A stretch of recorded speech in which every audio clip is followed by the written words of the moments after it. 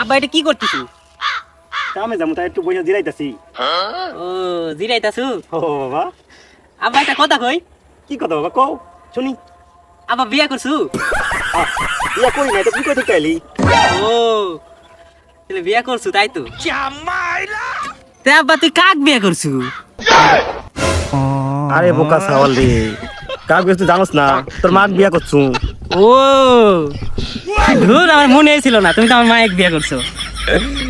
তো তো আব্বা তুই হলো কোন জায়গায় বিয়া করছো? আরে তোর নানা ভাই বিয়া করছু। ও তুই তাহলে নিজে ভিতরে বিয়া করছু?